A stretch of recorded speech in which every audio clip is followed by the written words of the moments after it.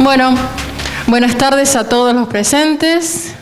Y lo primero que les voy a decir es darles las infinitas gracias por estar acá. Sabemos que es una fecha un poco complicada, que hay actividades que se van superponiendo, que estamos muy cerca del 7D, por eso agradecemos infinitamente a Ricardo Foster y también a José Luis Di Lorenzo por estar acá. Bueno, buenas tardes a todos. Para mí es un gran honor presentar al doctor José Luis Di Lorenzo, cuya trayectoria, excede lo que podríamos hablar hoy. Creo que todos están muy ansiosos por escuchar lo que va a decir, tanto José Luis como Ricardo, y para mí es muy importante que tengamos todos presentes que hacia donde vamos, todos como comunidad, como país, se ha logrado con el esfuerzo de toda esta gente y es un gran honor para mí presentarlos. Con ustedes el doctor Di Lorenzo.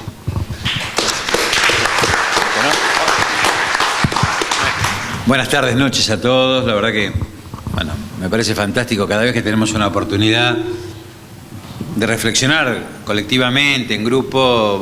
Seguimos construyendo este camino de liberación que paso a paso, inclaudicablemente, creo que se viene sosteniendo, ¿no? Cuando Adela me invitó a participar de esta mesa, dije, a ver, ¿por dónde lo enfocamos? Y creo que, como para empezar a pensar el tema, me gustaría tomar algo que tuve el honor de coordinar y que contó con importantes pensadores en la investigación, que es una investigación que se llamó Proyecto Umbral. Que se llamó Proyecto Umbral justamente porque lo que se propuso es resignificar nuestro pasado para conquistar el futuro, y para lo cual nos pusimos como meta, inspirados por Gustavo Sirigliano, un gran filósofo recientemente desaparecido hace 48 horas, argentino, bajar estos muros culturales que nos impiden ver toda la verdad. Estos muros culturales no se limitan solamente a lo que hoy le pusimos nombre y apellido, lo llamamos Grupo Clarín, pero en realidad representa una pata de dominación de la imagen y de contenidos que distorsionan la realidad para someter a los pueblos. Esto tiene mucha historia. Si tomamos la historia de nuestra patria, hubo un primer muro cultural que puso la colonia española, donde dijo, atrás de nosotros nada, la cultura llegó con la conquista española. Y ignoramos siglos de historia de nuestros primeros habitantes. Hubo otro muro cultural puesto en 1810 que denostó la historia de la colonia española y dijo, la historia empieza en 1810. E ignoramos todo el pasado. Y decía nuestro amigo y gran pensador Gustavo Sirigliano, si esa historia que nosotros nos vemos no es nuestra, ¿de quién es? Y cuando uno no sabe su propia historia, ¿qué termina haciendo? Asumiendo la historia de otros.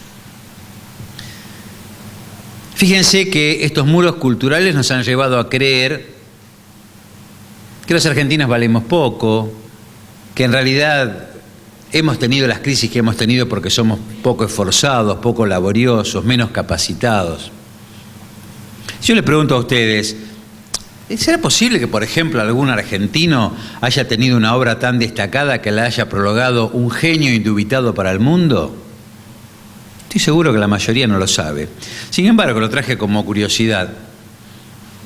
Justamente, Coriolano Alberini, que tuvo el pecado de ser el secretario técnico del Congreso de Filosofía de 1949 en Mendoza, uno de los congresos más importantes del mundo, el segundo, según decía mi amigo Armando Poratti, que se dio en el tema de la filosofía, escribió un libro que se llamaba Nociología Revolucionaria. ¿Y saben quién se los prologó? Albert Einstein. Esto los argentinos no lo conocemos. ¿Pero por qué no lo conocemos? Porque todo aquello que disgusta al poder dominante fue borrado de la primer comunicación, que fue el relato de la historia oficial. Yo, y que voy a tomar un tema propio de mi dedicación universitaria, que es la seguridad social,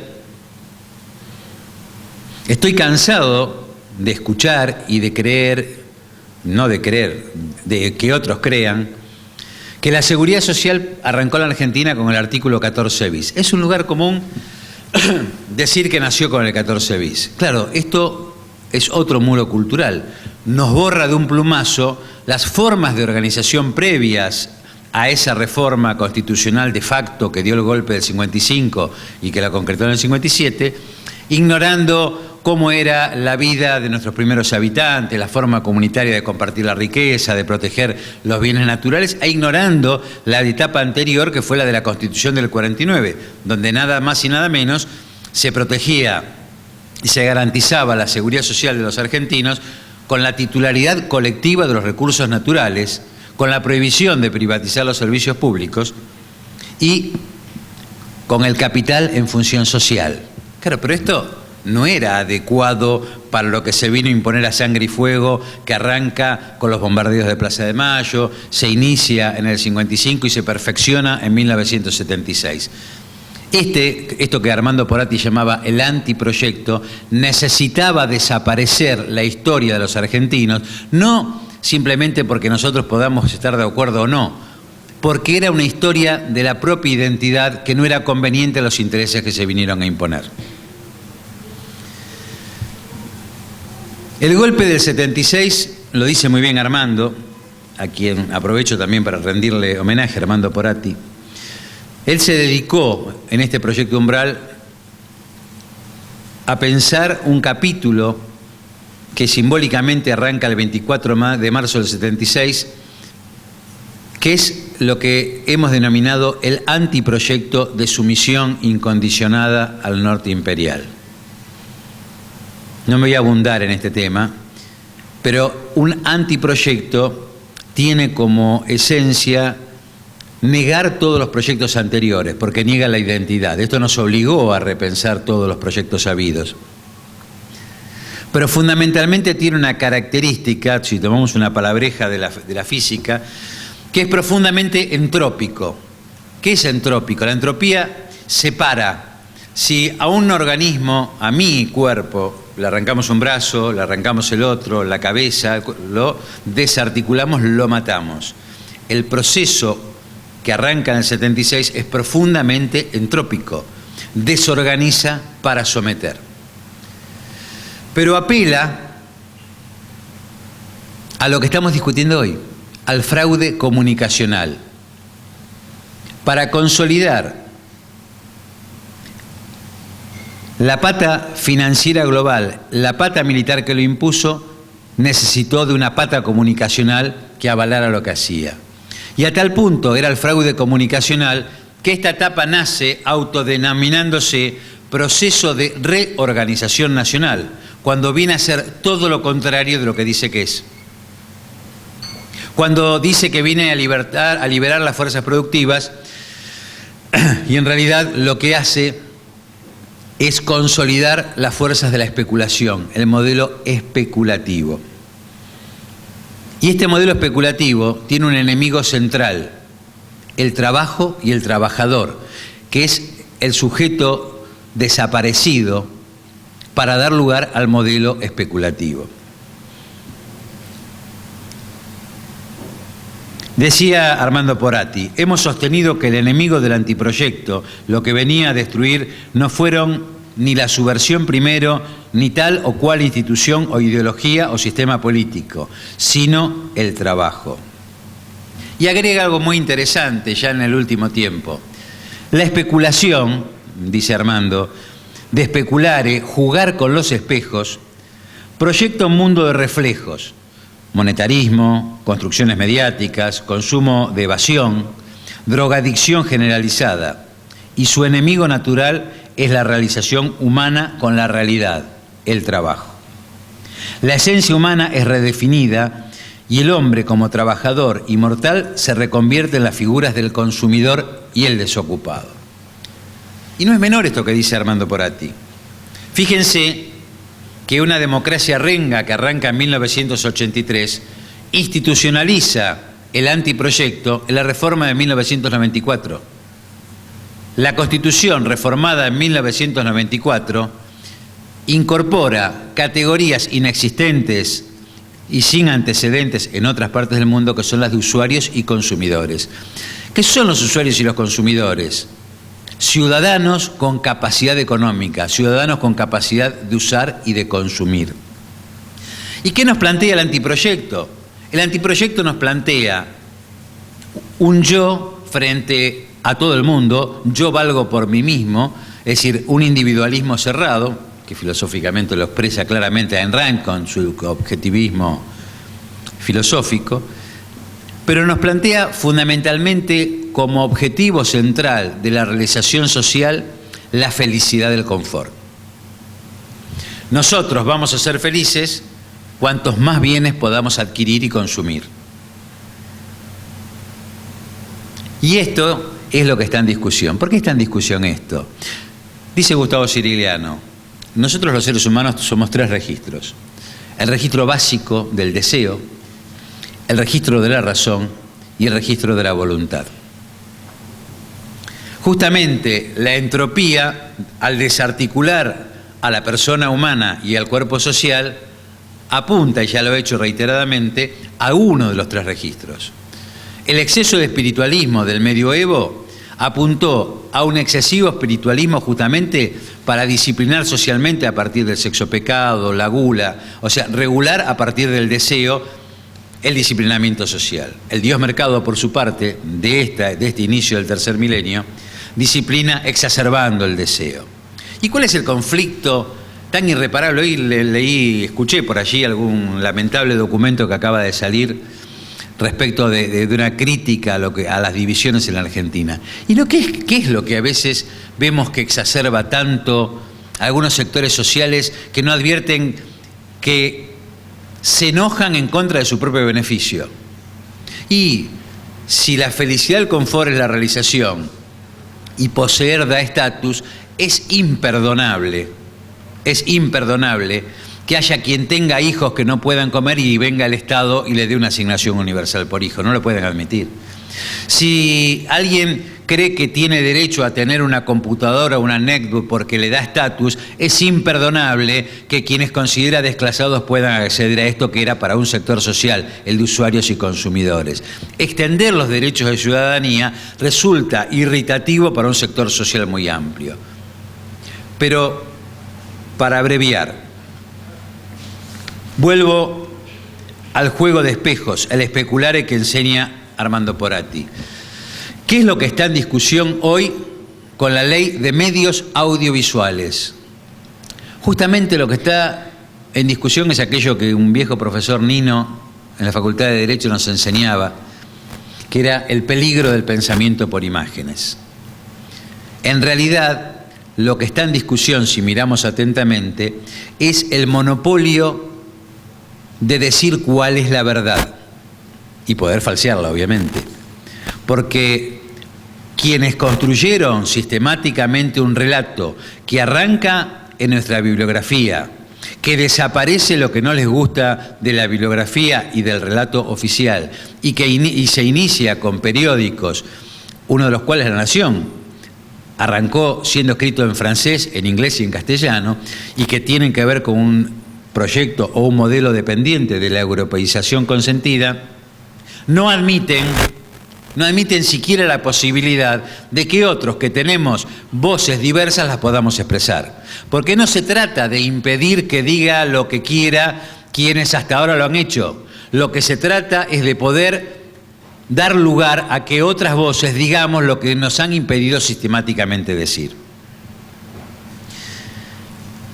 Este juego de la especulación justamente es indispensable para poder continuar manipulando la realidad.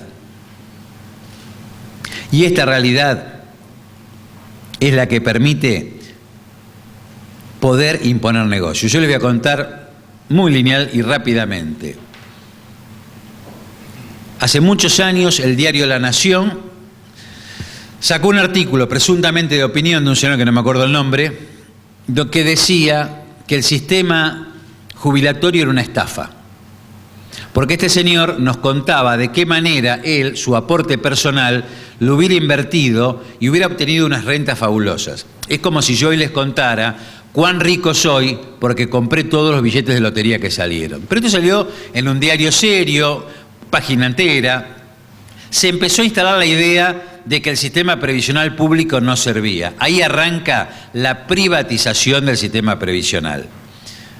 Y si seguimos avanzando, vamos a ver que luego, recuperada la democracia, y cuando la estafa del sistema previsional perpetrada por Martínez de Hoz, al confiscarle a los jubilados parte de sus haberes, al pagarle menos, se hace extensible, cuando empiezan los reclamos de los jubilados, ya en democracia, los mismos que espejan la realidad empezaron a culpar a un Estado ineficiente que no podía prestar ese servicio. ¿Y de qué nos convencieron?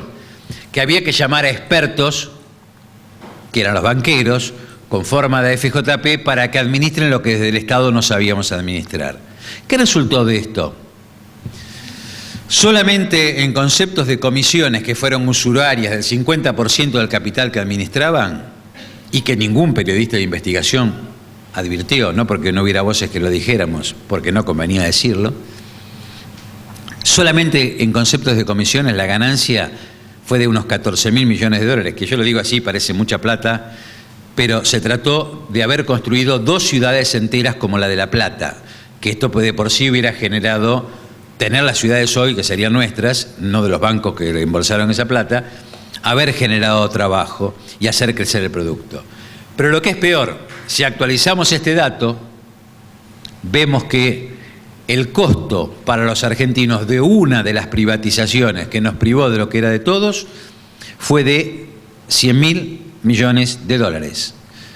Dato recientemente presentado en la Organización Iberoamericana de Seguridad Social por Gerardo Gentile, un estudioso del tema.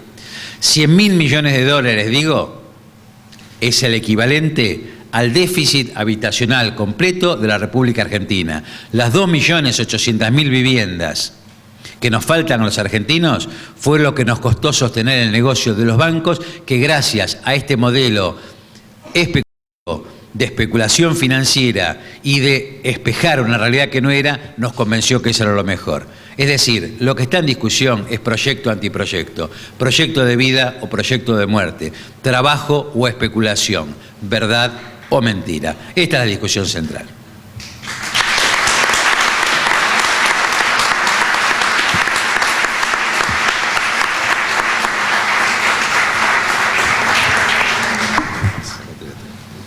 Bueno, ya buenas noches a todos. Agradecer la invitación a estar aquí en San Isidro, siempre que vengo para la zona norte.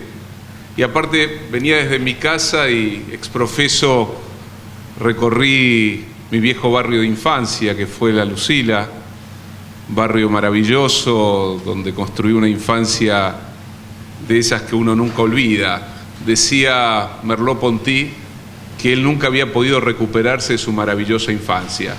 Y para aquellos que vivimos en La Lucila en los años 60, aquel era un barrio intenso, mezclado, con el río para todos, con las escuelas públicas funcionando a pleno. Iba a la escuela 16 yo, con las bicicletas para sentirnos libres. El mundo y sus aledaños eran nuestros.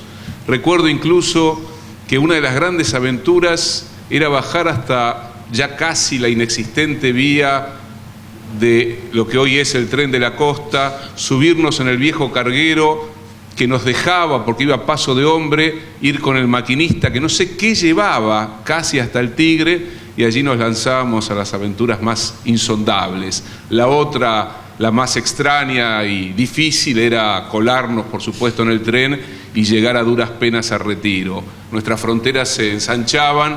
Y también recuerdo una mañana de invierno del año 66, cuando llegamos a la escuela al mediodía, íbamos a la tarde, y la señora directora, que así le decíamos porque realmente era una señora directora, anunció a todos los chicos que estábamos allí, a las maestras, que había habido en la Argentina una revolución.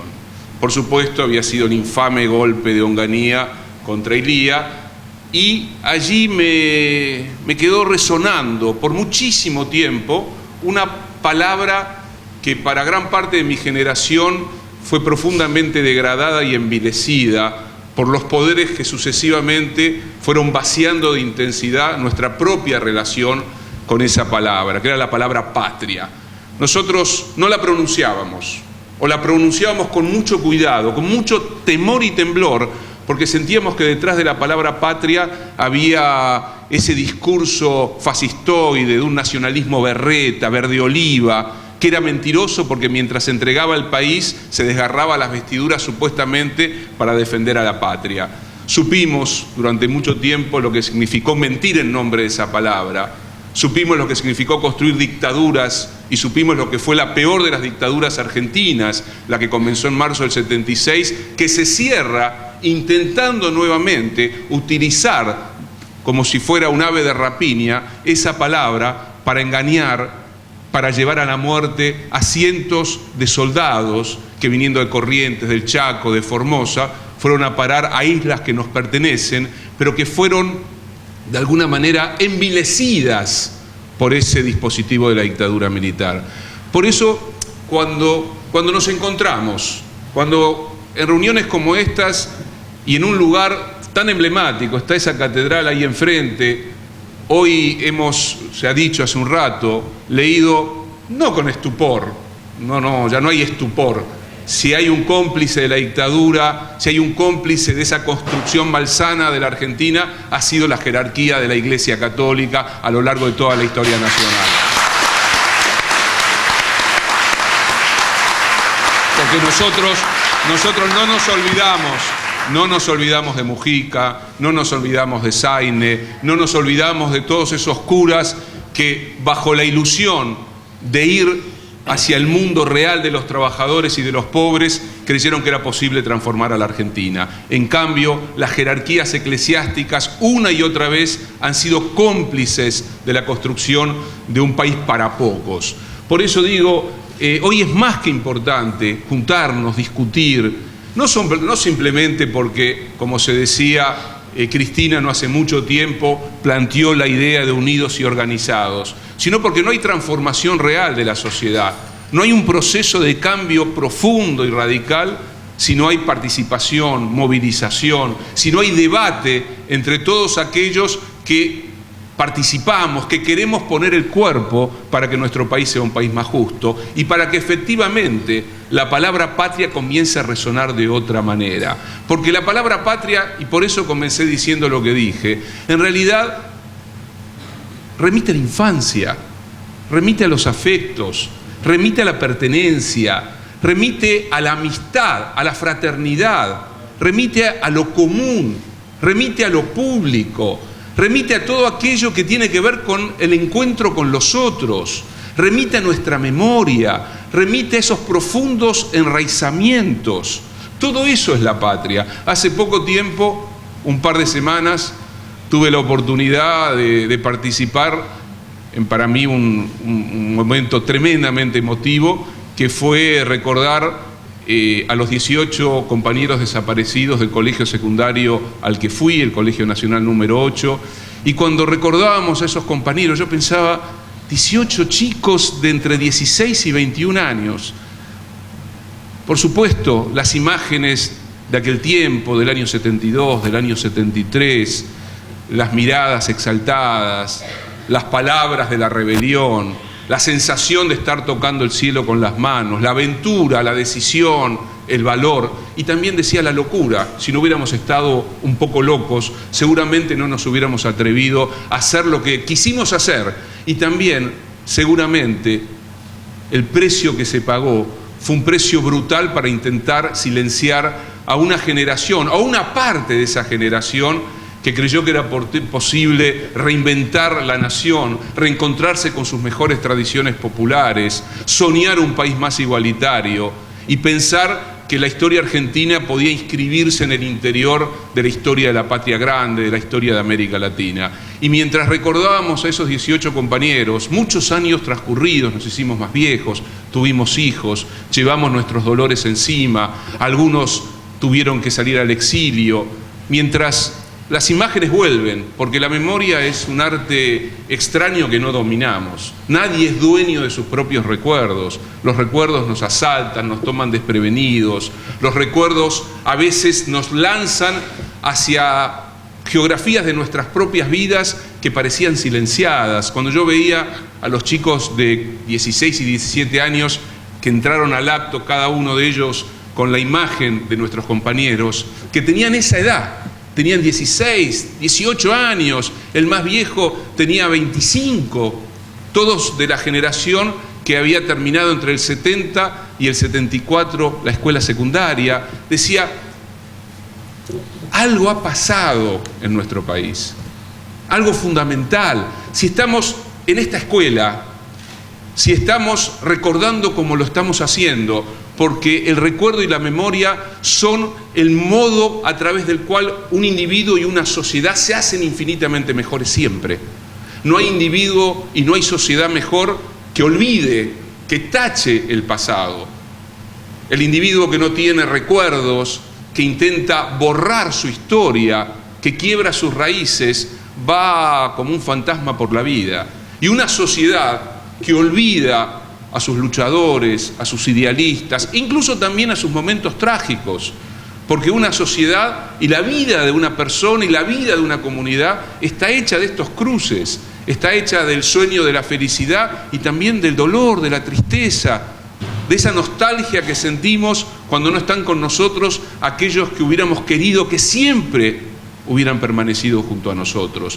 Pero cuando yo veía a esos chicos y escuchaba las intervenciones y sentía que algo estaba pasando, que algo también mágico estaba sucediendo esa mañana, pensaba, el precio fue espantoso, no lo pagaría en absoluto, daría no sé qué para que volvieran a estar con nosotros, pero una tenue sonrisa apareció, porque era la sensación de que estábamos reparando. Reparar y agradecer son dos formas de lo humano esenciales. Yo a veces digo que cuando pensamos en Néstor Kirchner, en realidad esas dos palabras inmediatamente me aparecen.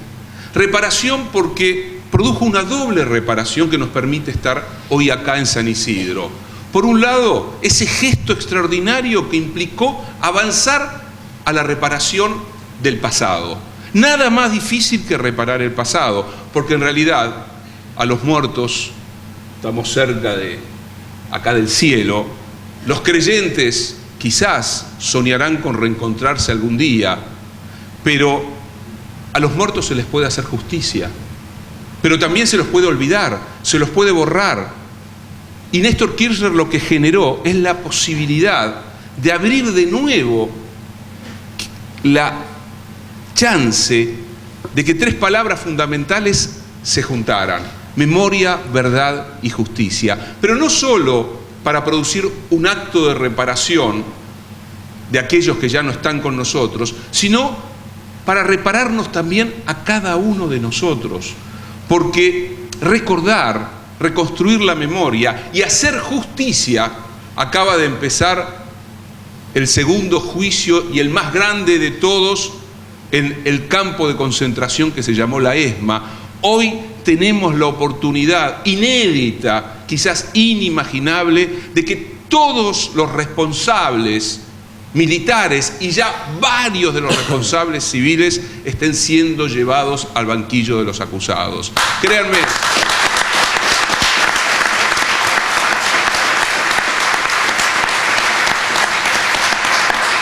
que para aquellos que conocen Jujuy, por suerte en los últimos tiempos he ido mucho a Jujuy, que Blaquier, dueño de esa provincia, dueño de vida y muerte durante muchísimo tiempo de esa provincia entrañable y profunda de la Argentina, hoy esté en el banquillo de los acusados, es un logro extraordinario de la democracia argentina y es un logro extraordinario de ese proceso de reparación que inició Néstor Kirchner. Cuando pronunció aquel discurso, que ahora seguramente ustedes pudieron volver a recuperar en la película sobre Néstor, ese discurso en la ESMA en el 2004, cuando pidió perdón en nombre del Estado Nacional, hay algo extraordinario en esas imágenes. No es lo que está diciendo Néstor Kirchner, porque a veces la retórica puede esconder en verdad la hipocresía y el cinismo. Hay que ver nuevamente su rostro, sus manos, la electricidad que pasaba por su cuerpo, la profunda emoción, porque en espejo era también nuestra propia emoción. Entonces, en ese acto de reparación del pasado, que se fue acompañando con una decisión clave, que era avanzar en una reparación que va unida a la del pasado y que es la reparación del futuro. Porque cuando no reparamos el pasado, el futuro también se nos escapa. Y al futuro se lo repara, reparando el pasado, pero también iniciando la reparación en el presente, aquí y ahora, reconstruyendo vida social, reconstruyendo trabajo, reconstruyendo dignidad, recuperando derechos.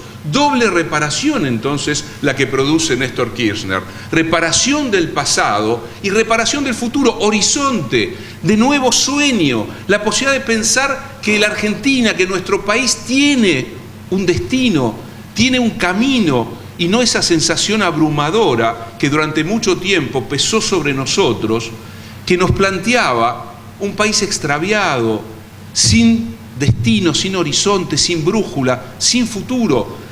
Cuando estalla la crisis del 2001, la mayor parte de los jóvenes que podían aspirar, porque tenían en el cajón de las cosas antiguas de la casa algún certificado de nacimiento de los abuelos, podían aspirar a irse a otro país del mundo, lo único que querían era hacer ese trámite que los habilitara para raudamente abandonar un país que les había cerrado absolutamente las puertas.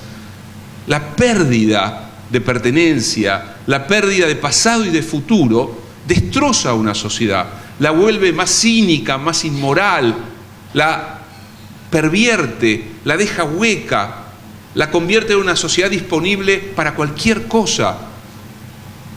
A veces uno puede pensar la historia de una sociedad a través de las heridas que ha sufrido esa sociedad. Hay una primera herida que seguramente es la más brutal y la más profunda e irremediable de todas, que es la herida que produjo la dictadura militar sobre los cuerpos reales en esta sociedad. La palabra desaparecido, que es una palabra que nadie puede pronunciar porque sí. Es una palabra, si ustedes quieren, sagrada en el vocabulario de los argentinos. En el vocabulario de los argentinos bien nacidos, de los argentinos que tienen memoria, no en el vocabulario de aquellos otros que se dicen argentinos y que están a favor de los fondos buitres, por ejemplo. En nuestro vocabulario, la palabra esa, cuando la pronunciamos, no podemos ya utilizarla para decir, yo, por ejemplo, no puedo decir, me desapareció el lápiz, porque inmediatamente algo se me cruza dentro mío. Es una palabra que me remite a toda una historia, a un tumulto de sentimientos. Esa herida está ahí cortando siempre nuestra vida, pero está la reparación de la memoria y la reparación de la justicia. Otra herida fue Malvinas para nosotros. La herida del cinismo, del oportunismo, de la mentira, del engaño. Una causa justa tomada por lo peor que había generado la historia argentina, que era esa dictadura construida bajo la lógica del revanchismo social y el terrorismo de Estado. Reparar esa herida es algo que todavía estamos tratando de imaginar cómo se puede hacer. Yo les confieso que cuando se acercaban los 30 años del 2 de abril, sentía un cierto temor y una cierta preocupación. Decía, cuidado con festejar bajo la lógica del olvido, la gesta de Malvinas, sin definir que aquello no fue una gesta porque fue encabezada por una dictadura genocida. Y les confieso que sentí no alegría, un profundo alivio cuando Cristina, en el discurso de febrero, planteó la necesidad de tomar el informe Rattenbach, desarchivarlo y ponerlo delante de la sociedad. Y cuando afirmó que por sobre todas las soberanías siempre está la soberanía democrática y popular, que no hay soberanía territorial que pueda sostenerse con autonomía y con independencia de la soberanía popular, que la vida democrática que el Estado de Derecho, que el respeto profundo a la diversidad, a la libertad y a la igualdad son el fundamento de una nación. Que no hay ninguna nación que se pueda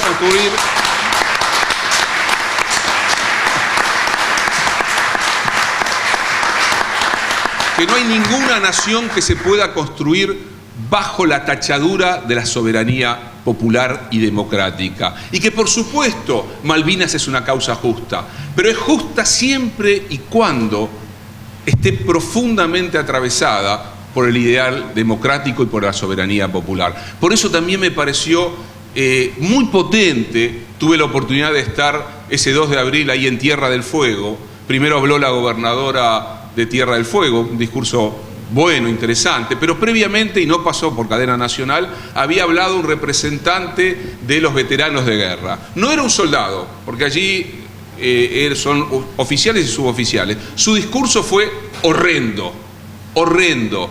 El discurso de somos héroes, el discurso de en realidad nunca perdimos, el discurso de aquello fue tremendo y maravilloso. Y yo dije, ¿qué va a decir Cristina después de escuchar ese discurso? Había viento, las nubes cortaban el sol, y Cristina en ese momento dijo que a la mañana había leído un reportaje que había salido en Página 12, a Edgardo Esteban. Edgardo Esteban es un gran periodista, dirige Telesur, fue excombatiente de Malvinas, y Edgardo en ese reportaje hablaba justamente de la necesidad de abrir juicios de lesa humanidad contra aquellos militares que llevaron a soldados sin recursos y que los dejaron y que los estaquearon y que los hicieron sufrir hambre y frío y que los traicionaron, y que Malvinas era el recuerdo de los combatientes que habían muerto en Malvinas, que era el recuerdo de esos soldados y no podía ser el recuerdo de los genocidas. Y Cristina tomó ese reportaje y con ese reportaje reconstruyó también nuestra propia relación con Malvinas, nuestra propia relación con la historia, donde la causa nacional se hermana también con el principio de soberanía popular y con el principio de la libertad y la igualdad. Segunda herida, entonces. La tercera herida, que suele pasar desapercibida porque tiene otro carácter, pero que marcó y sigue marcando de algún modo la vida argentina y sobre todo a ciertos sectores medios de la sociedad argentina que todos conocemos muy bien, fue la doble herida de la hiperinflación. La hiperinflación, porque siempre se recuerda la hiperinflación que se llevó puesto al gobierno de Alfonsín. Breve paréntesis, cinismo absoluto de aquellos que se desgarraron las vestiduras cuando murió Alfonsín y dijeron que había sido el gran padre de la democracia argentina, que fueron los mismos que hicieron lo imposible por voltear a Alfonsín y que terminaron escupiéndolo de la Casa de Gobierno.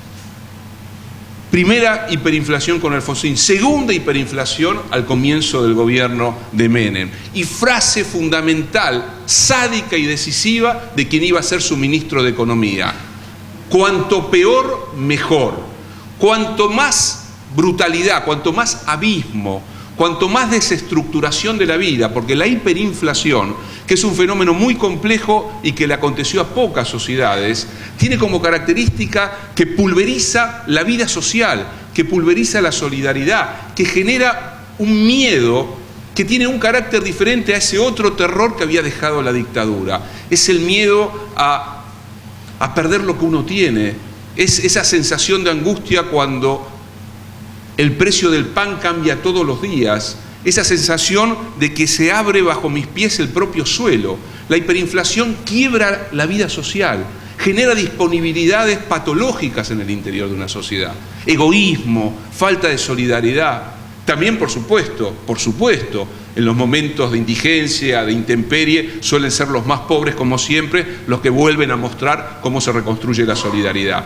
Pero lo cierto es que la hiperinflación habilitó la década del 90. De la misma manera, que esto también hay que decirlo, todo un sector de la sociedad, sobre todo los jóvenes, aquellos que eran jóvenes al final de la dictadura y al comienzo de la democracia, creyeron y se ilusionaron con la apertura democrática y creyeron en aquel modo de pensar la democracia de Alfonsín cuando dijo: con la democracia se cura, se educa y se come.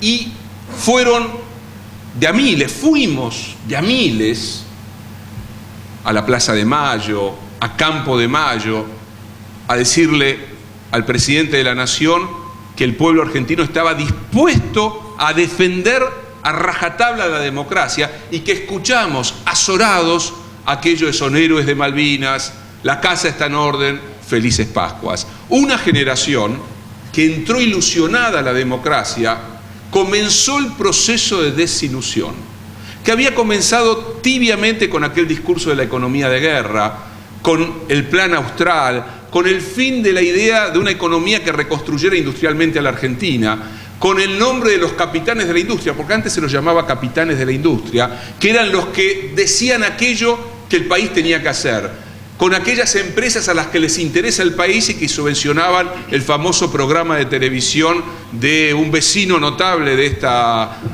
ciudad, ¿no? Notable de esta ciudad. Achicar el Estado es agrandar la nación, ¿no? Decía, entre otras cosas.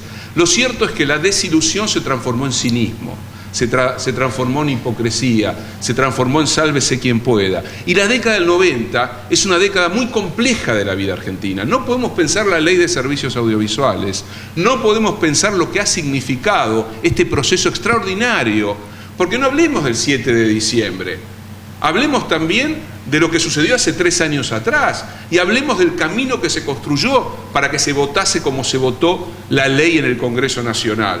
Hablemos de todo ese proceso, hablemos de una decisión, de un coraje extremo del primer gobierno democrático que se atreve a disputarle a los medios concentrados de comunicación el ejercicio real de la soberanía. Porque este es otro punto que tenemos que recordar cuando pensamos en Néstor Kirchner y cuando pensamos en Cristina Fernández de Kirchner, que le ha devuelto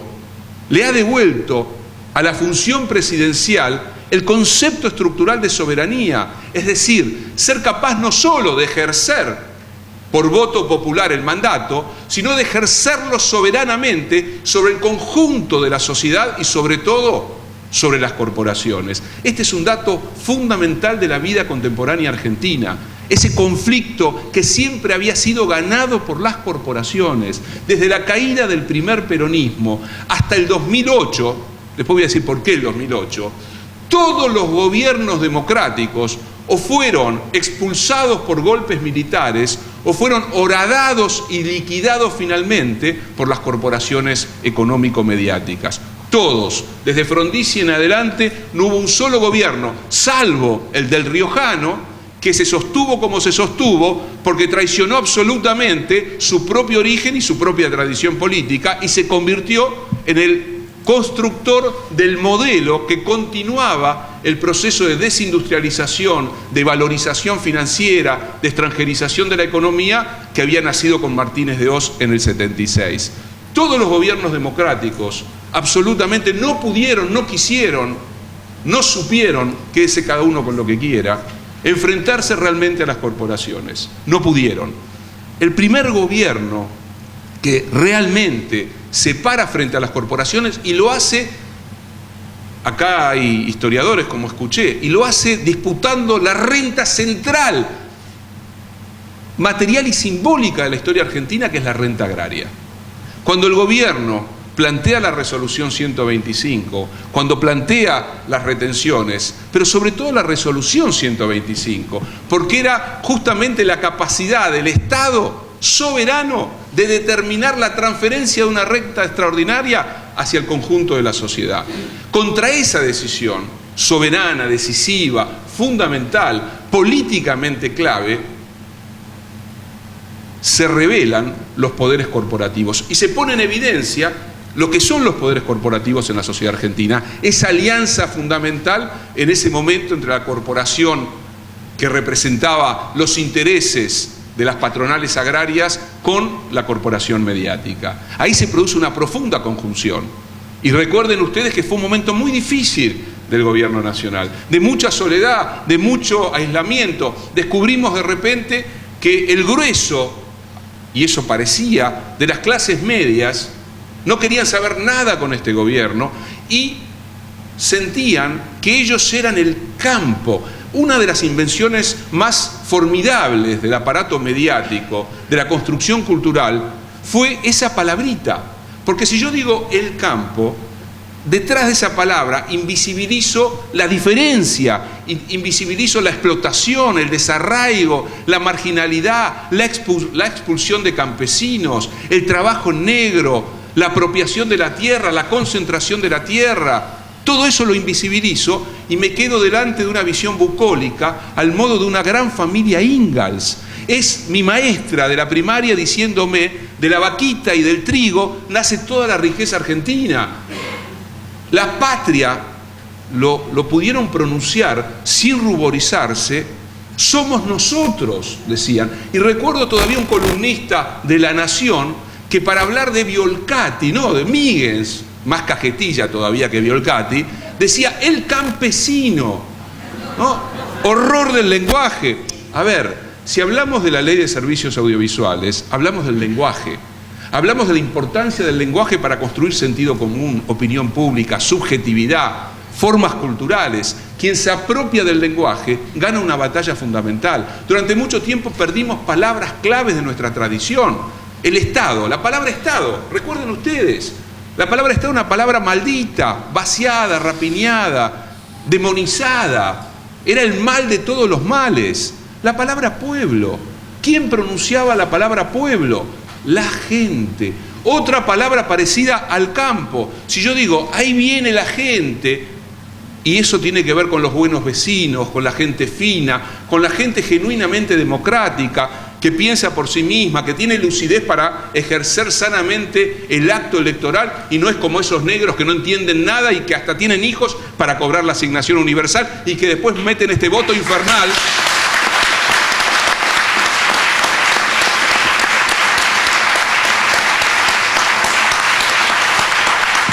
Que después meten este voto infernal que reproduce al demonio populista.